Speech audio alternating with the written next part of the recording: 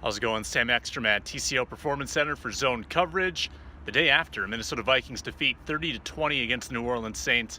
Trying to get into a better habit of doing some of these videos, and we'll start today after a noteworthy game at the Vikings lose by 10 on their home turf, and their chances of a bye take a big hit with the loss. Now, let's first acknowledge the obvious. The offensive mistakes were pivotal. The fumble by Thielen, the pick six by Cousins, maybe a mistake there from Diggs. That can't happen. Now, the non-obvious take that I have coming away from yesterday, I'm not sure that we should be as enamored with the defensive performance as many people were.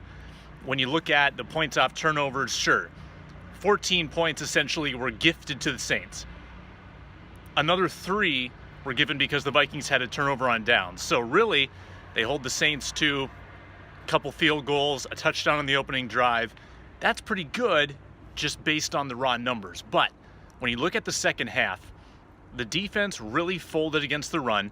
Saints on their first 7 carries of the fourth quarter, when the Vikings knew they were going to be running, 5.7 yards per carry. Drew Brees in the second half only had to throw it 10 times. He was 8 of 10. 4 of them went for first downs. And I wrote about this at zonecoverage.com.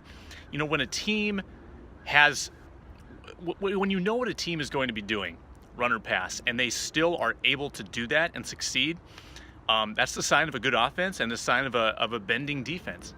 And I feel like the Vikings bent in the second half. Even though they only gave up 6 points on their own accord, they still allowed the Saints to control the tempo. They had an 8-minute drive that milked the clock away and essentially sealed the game with Will Lutz's kick to go up by 17 points. And the Vikings really didn't do much to stop them. And Drew Brees, who only had 120 yards, people are resting on that number. But I still think he dictated the game. I still think he made throws when he had to on third down. The Saints were 44% on third down. I'm not as in love with the defensive performance as many are today. Anthony Barr in the locker room called it one of the great defensive performances of the season, he felt like. And I'm not convinced. I thought there were some good things, certainly. They limited the big play. They kept Michael Thomas in check after the first drive. Alvin Kamara didn't kill them, but there were still things that I think needed to be worked on in that second half. Vikings lose 30-20. Plenty more coverage coming at you at zonecoverage.com. I'm Sam Ekstrom.